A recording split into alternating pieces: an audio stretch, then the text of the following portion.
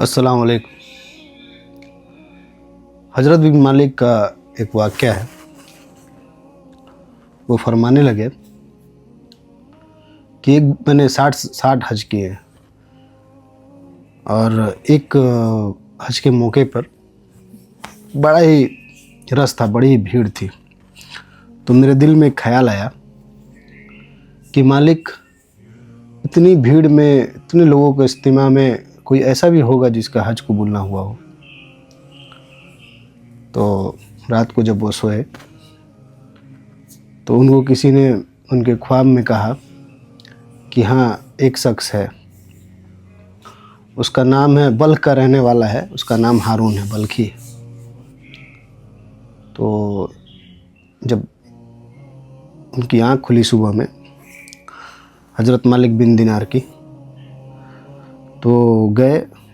तो आप जो हज करने गया होगा, उम्रा करने गया होगा, उसने देखा होगा कि हर जगह पे नेशनल के मतलब देश के हिसाब से जो है ना, सबका अलग अलग रिहाइश होती है। तो जाके उन्होंने बल्ख में पूछा कि बल्ख के रहने वालों से पूछा कि यहाँ पे कौन हारून किसका नाम है। तो लोगों ने बताया कि अरे वो तो बहुत ही नेक आदमी है और वो पहाड़ पे रहते हैं, दिन रात उनकी मुसल्ले से दोस्ती है, वो नमाज रोज़ा करते रहते हैं, बड़े ही परहेजगार बंदे हैं। तो उन्होंने कहा ठीक है। तो वो जब पहाड़ पर पहुँचे तो देखते हैं कि हारून जो है वो नमाज़ पढ़ रहे थे, उनका एक हाथ कटा हुआ था, दाहिना हाथ।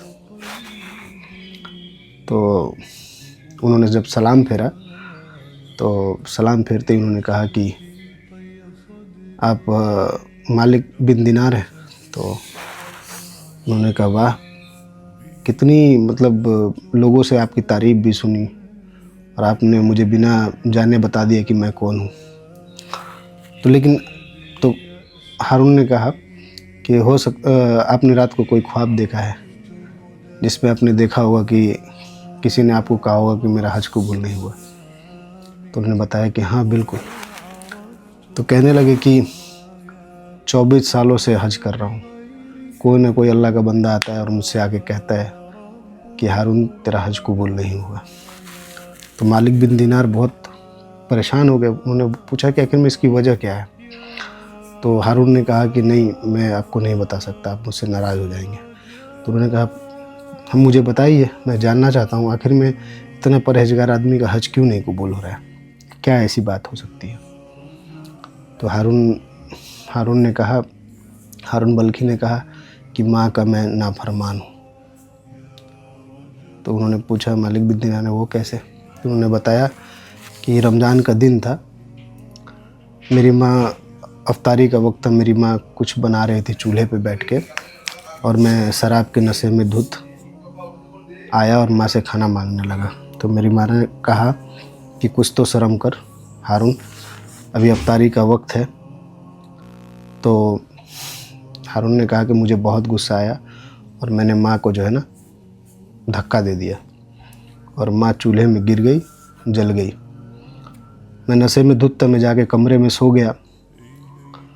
बहुत बाहर में शोर शराबा सुन रहा था, लेकिन मैं नशे में धुत था, उठ नहीं पाया।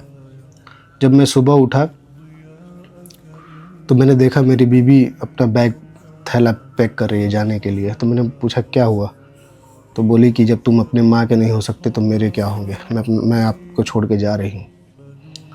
तो हारून ने कहा माँ कहाँ है मेरी। तो उन्होंने कहा रात को ही तो तुमने मार दिया, वो चूल्हे में जल के मर गई। तो उन्होंने कहा कि मुझे जगाया क्यों नहीं। तो हारून की बीवी ने बताया कि तुम्हारी माँ ने जो है ना मरते वक्त यही कहा था लोगों से कि मेरे जनाजे को दिखाना भी मत उसे। तो मालिक बिन दिनार गुस्से में उन्होंने एक झापड़ मार दिया हारून को।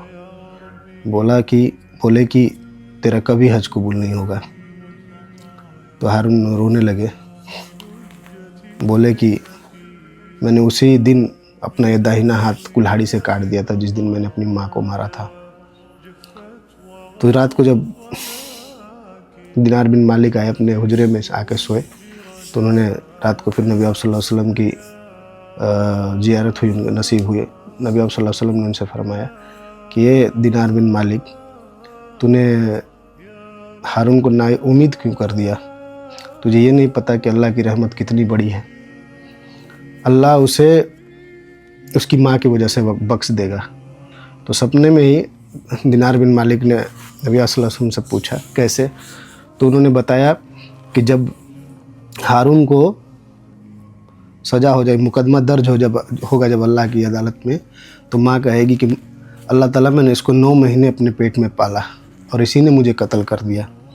जब फैसला उसको जहन्नम ले जाने का हो जाएगा हारून को, नबी सल्लल्लाहु अलैहि वसल्लम कहते हैं सपने में, तो वो जाने लगेगा ना, रोएगा, कहेगा माँ मुझे अब ये ले जाने लगे हैं, अब मुझे ये जलाएंगे, मुझे जहन्नम में डाल देंगे।